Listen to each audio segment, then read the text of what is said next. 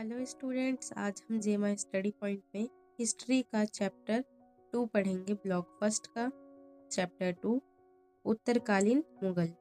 इस चैप्टर में मराठा, जाट और सिख के विद्रोह के बारे में थोड़ा सा लॉन्ग कीवर्ड्स में, लॉन्ग आंसर्स में पढ़ेंगे, क्योंकि इससे पहले हम शॉर्ट में पढ़ चुके हैं कि मराठा, जाट और सिख का क्या रोल रहा है, क्या कॉन्सेप्ट है इस चैप्टर का। इस ब्लॉक में आपको उत्तरकालीन मुगल से ही रिलेटेड पढ़ने को मिलेगा। जब तक हमारे जो मुगल है उनका पतन नहीं हो गया तब तक के टॉपिक तक। तो पहला टॉपिक है ये हिस्ट्री का, जो 18वीं सदी में उभरी शक्तियाँ जो थी मराठा, जाट और सिख, वो किस तरह उभरी देखते हैं। पहला है मराठा। मराठा का उदय हुआ पश्चिमी दक्कन के पठार महाराष्ट्र में। महाराष्ट्र की जो मातृभाषा वो मराठी भाषा है। 17वीं शताब्दी में छत्रपति शिवाजी महाराज ने आदिल शाही और मुगल साम्राज्य को चुनौती देकर हिंदवी स्वराज्य की स्थापना की। उसके बाद जो है राजनीतिक उत्कर्ष, यानी कि साम्राज्य के विस्तार के लिए शिवाजी के पास पेशवाओं जैसे बालाजी विश्वनाथ और बालाजी राव प्रथम के नेतृत्व में मराठा साम्राज्य का अभूतपूर्व विस्तार हुआ। एक समय यह अटक से कटक तक फैल गया था, यानी कि कहते हैं कि ये जो साम्राज्य है इसका विस्तार अर्श से फर्श तक, जो कहावत है वो लागू होती है यहाँ पर, बहुत ऊंचे दर्जे तक पहुँच गया था। और जो शिवाजी महाराज जो है उनका जो ये साम्राज्य है वो 1648 से काफ़ी लंबे अरसे तक रहा। उन्होंने अपना राज्याभिषेक 2 बार किया था, इसलिए ये जो है इनका साम्राज्य शिवाजी महाराज का बहुत लंबा माना गया है। पतन जो है वो इस तरह हुआ कि सैन्य प्रणाली मराठाओं की युद्ध शैली गुरिल्ला युद्ध यानी छापा मार युद्ध कहलाती है। पहाड़ी और मैदानी दोनों क्षेत्रों में इन्होंने सैन्य श्रेष्ठता साबित की। पतन जो हुआ 1761 में हुआ। 1761 में क्या हुआ कि पानीपत नाम की जो जगह थी वहाँ पर तीसरी लड़ाई हुई, जिसमें इस लड़ाई में अहमद शाह अब्दाली को भारी नुकसान हुआ, क्षति हुई। बाद में आंगल मराठा युद्ध हुआ और सिंधिया, होलकर, गायकवाड़ जैसे सरदारों के आपसी संघर्षों में से साम्राज्य समाप्त हुआ। तो इसी मराठाओं के युद्ध को, आंगल युद्ध को, पानीपत की तीसरी लड़ाई घोषित कर दी गई, जो कि 1761 में हुई थी। ये बहुत इम्पोर्टेंट है कि पानीपत की फर्स्ट और सेकंड और थर्ड लड़ाई कब हुई थी। ये आपको पता होना चाहिए कि 1761 में आंगल मराठा युद्ध जो हुआ था उसे पानीपत की तीसरी लड़ाई घोषित कर दी गई है। नेक्स्ट हम देखते हैं जाट। इस चैप्टर में जाट क्या है, कौन थे, बहुत ज़्यादा अगर डीपली अगर पढ़ेंगे तो आपको इसमें पढ़ने को मिलेगा कि बाजीराव जी प्रथम जो थे उनका शासनकाल कैसा रहा, बाजीराव पेशवा का कैसा रहा शासनकाल, विश्वनाथ जी का कैसा शासनकाल रहा, और कहीं ना कहीं शिवाजी महाराज के बारे में भी थोड़ा बहुत दिया है बुक में आपको।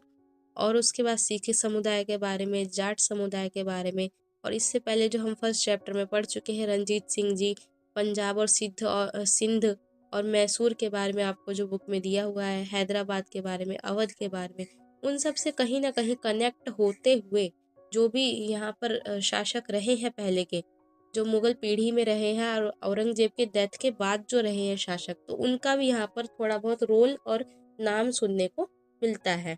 तो उतना अगर आप ब्रीफ में पढ़ेंगे बहुत ज़्यादा, तब आपको पूरी स्टोरी समझ में भी आएगी और आप एक दूसरे से कनेक्ट कर सकेंगे। लेकिन यहाँ पर मोटा मोटी आपको मेन जो कॉन्सेप्ट है, जो कीवर्ड्स है, जिसको आप इजीली एक्सप्लेन कर सकते हैं अपने वर्ड्स में, और बहुत इजी वर्ड्स में, वो मैं आपको यहाँ पर बता दे रही हूँ कि मराठाओं का साम्राज्य में जो अभी मैंने आपको बताया वही सारी चीज़ें आएंगी। और जाट के बारे में यहाँ पर पढ़ते हैं। इनका इंट्रो ये है कि उत्तर पश्चिमी, यानी कि उत्तर के पश्चिम साइड में जो भारत का जो हिस्सा है, जहाँ पर पंजाब, हरियाणा, राजस्थान है, यूपी है, इन सब में जो कृषक और योद्धा समुदाय है, जो कृषि करने वाले, खेती करने वाले और योद्धा समुदाय जो है, ग्रुप है, उन्हें कृषक योद्धा संस्कृति कहा गया। अब ये कृषक योद्धा संस्कृति जो है वो जाटों की शक्ति का आधार कृषि और लड़ाकू स्वभाव था। आज के ज़माने में भी आप ये सुना होगा आपने कि जाट गुजर जो है वो थोड़े लड़ाकू स्वभाव के होते हैं, ऐसा लोग कहते हैं। वो इसलिए कहते हैं क्योंकि उनकी जो बोली है वो बहुत ज़्यादा खड़ी है और बहुत ज़्यादा ऐसा लगता है कि वो लड़ाई कर रहे हैं। उनकी जो बोली ही है इस तरह की खनक वाली है बहुत ज़्यादा। तो 17वीं 18वीं सदी में मुग़ल राजस्व नीतियों के खिलाफ शक्तिशाली विद्रोह इन लोगों ने किया। किन्होंने? जाट लोगों ने किया।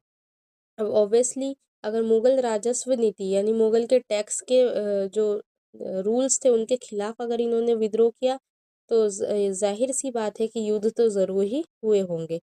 तो जाट राज्य जो है भरतपुर के राजा सूरजमल के नेतृत्व में जाटों ने सर्वोच्च शक्ति हासिल की।